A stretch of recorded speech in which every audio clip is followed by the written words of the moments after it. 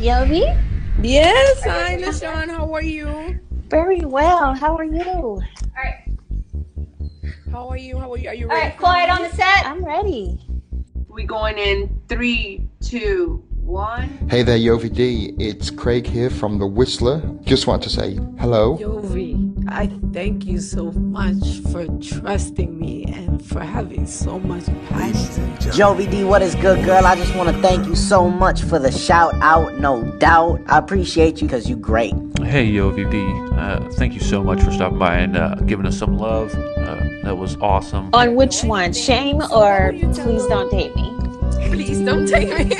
I'm curious. Oh where my we're at in goodness. our life I cycle of our chose- business. Positive We're live. vibes So I here. began to build up- Congratulations with everything that you're doing. Just keep doing your thing. Keep being you. I love it. It's mind-boggling in a sense because that's just the power of technology. Kiddos, how are you? Yes, this is your friend Jovi D. I know. It's been a while, but the Jovi D show continues lately, and now we are in video. So you better touch that button of subscription notifications. Yes, check it out. I'm slowly but surely coming through, and I have an amazing guest. And the topic about the Jovi D show is about the relationship between myself as an ex or corporate employee venturing into entrepreneurship. And I find it very insightful, and also is a learning pool of really talking to others that have done this, or how they're accomplishing and how they also navigate the whole digital space. So I'm going to continue. Like I said, I'm going to stop talking, and I have my guest. Her name is Brooke Emory. She's a CEO, founder. And you know what? I'm going to give her the mic so she can tell us more about herself. Go ahead. Yay! Hi, OVD. Thank you so much for having me. I'm so honored and so grateful. And I love what you're doing. And I love that you are inspiring others by your story and also bringing others on. And when we first had our initial conversation, we just found so many similarities between what we do and how we transitioned in jobs and becoming entrepreneurs and boss ladies ourselves. So thank you so much for having me. And I'm so excited to share what I can to help your community and our community in total and bring us all together. Excellent. I agree too. So my first questions, like I usually always start, is like, so how did this happen? What was your moment? What was your catalyst? What was that moment that you're like, okay, I'm gonna do this, and because this is the way that I'm gonna manifest or vision my life, the way that I want to live it. So can you tell us more about that? Absolutely. So I am going to start from the beginning of my career because I was a dreamer and an achiever and a believer and my own boss since day one, as I like to call it. So I started my career, my first step into my career, which all transitioned from one thing to the next, very young. So I turned into a professional backup dancer. Hip hop was my specialty at the age of 15. And I moved from a little small town called Solon, Ohio, moved from there to the big city of Los Angeles, California. And I started my career there as a professional backup dancer. And it was incredible. And I learned a lot, but that also came with a lot of challenges, especially being so young in the industry. And I went through a lot of mental health and physical health challenges, and that includes physical abuse and body image disorders and all of the above, just being in the industry. And I'm sure, unfortunately, many can relate. And through that, I was on tour at the time. And this was one of my transitions, one of the turning points. I had a really sharp pain in my calf, and I was on a flight on the way back from Spain, and I asked myself, I'm like, is this a injury? Did I pull something? What is happening? And I ended up couldn't be able to walk, and I couldn't dance. So I was like, I'm going to go back to my doctor in Ohio, who I trust my life. And long and behold, it was 2 blood clots in my calf, and I was hospitalized. And wow, what is that? Can you tell us, briefly what it is? Yeah, so basically it's when your blood cells clot. And they move up through your leg, especially in in the air, so high pressure areas.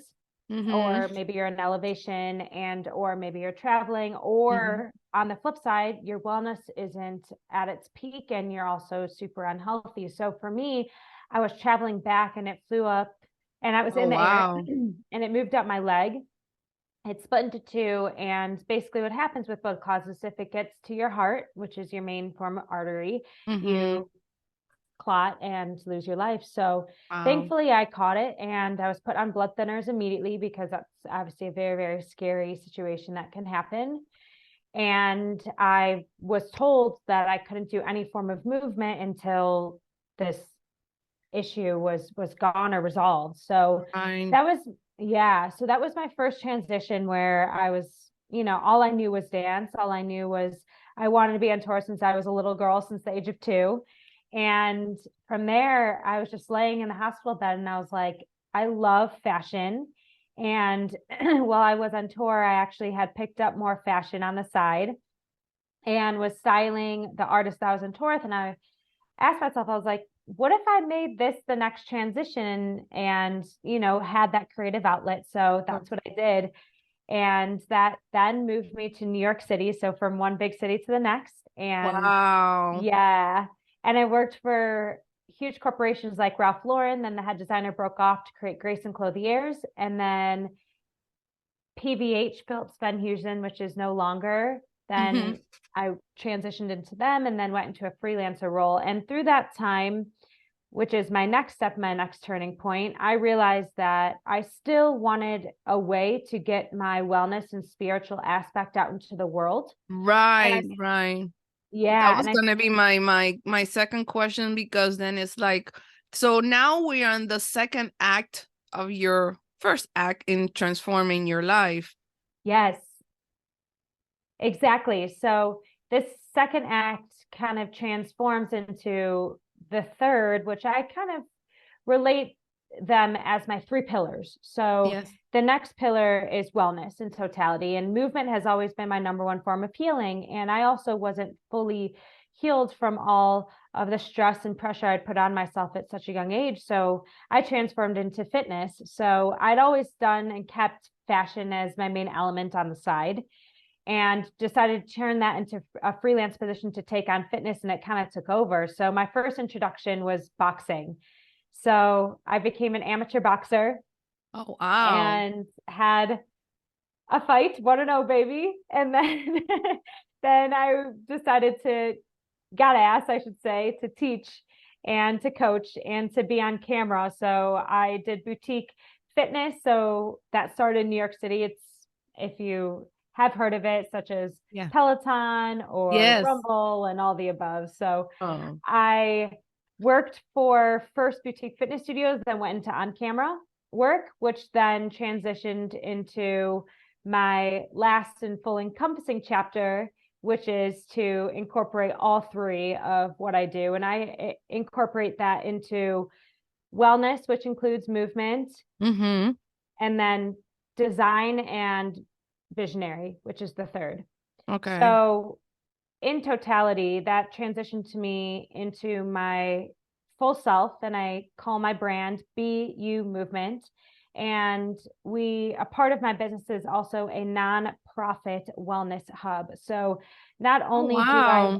So you decided to give back also.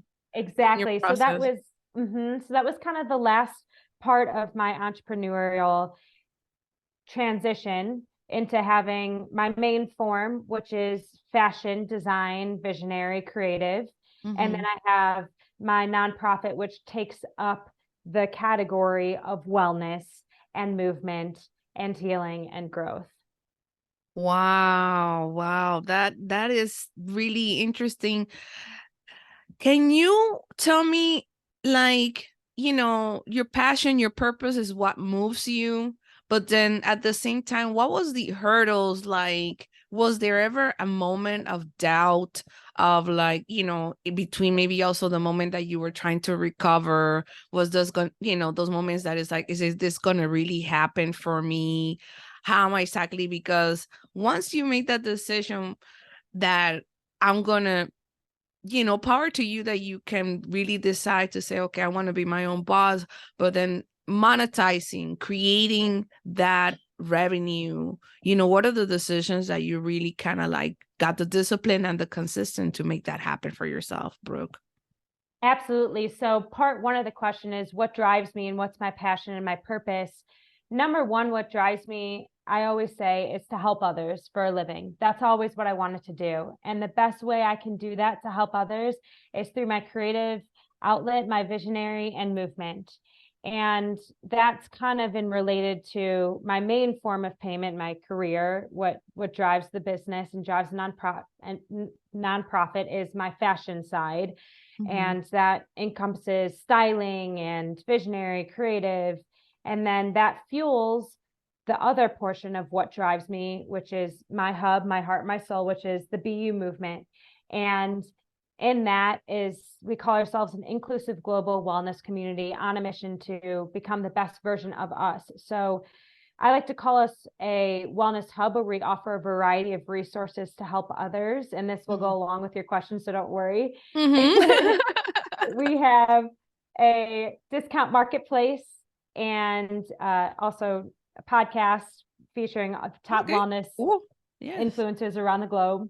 And we have a gear and then workouts available to anyone, any place, anytime, and a community to help each other. And I think our main two drivers is our marketplace and the workouts, which is where I was. And with that, I would say that the reason I put it to put this all together and what drives me is my passion is everything that I went through in my career and everything that I had experienced and all the resources and knowledge and to help me becoming a healthy version of me is then shared on my platform. So to answer your first question, number one is it's defined through BeYou movement is to help others for a living. So that's what drives me. And what drives me is that nonprofit to see everyone become their best. And in regards to the hurdles and all of the challenges along the way, trust me, I had plenty, to the point where during my transition into,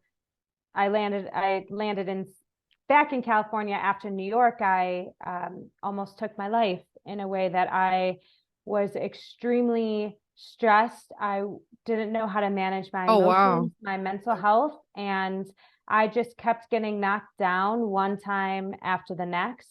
And to the point where that's kind of how this whole revelation experience that I had in order to surround myself with the proper community. So although I've had many successes, I've also had many no's and many challenges and failures in quotes along the way.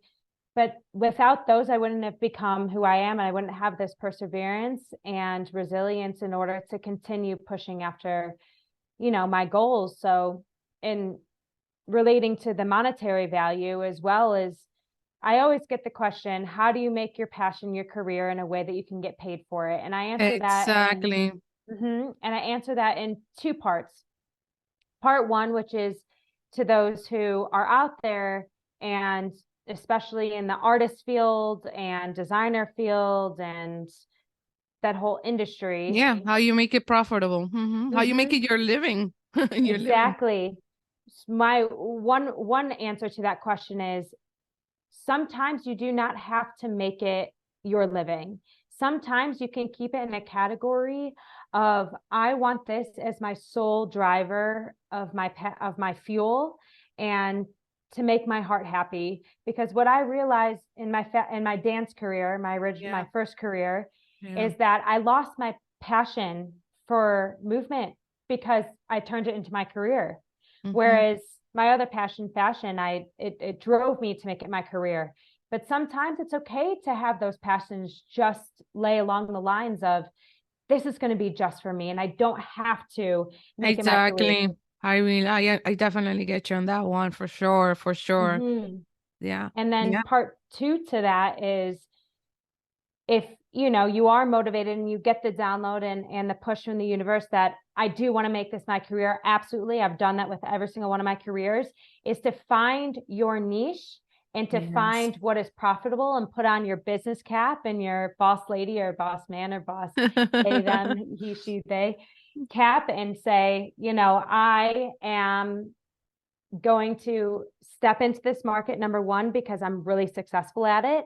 Number two, because I see that there's an opening for it. So it's hard for me to direct and say, yes, make that your career, unless you do your research, unless you know that there's an opening. And also at the end of the day, stay true to who you are, because there's a lot of competition out there. There's a lot of people telling you what to do, and you have something special from the universe for a reason, and everyone has something special to offer. So stick to that, and that's how you make it profitable. Wow. Yeah, well, you already did what I always do in this show, which is also closing with an uplifting message. There you guys, my kiddos.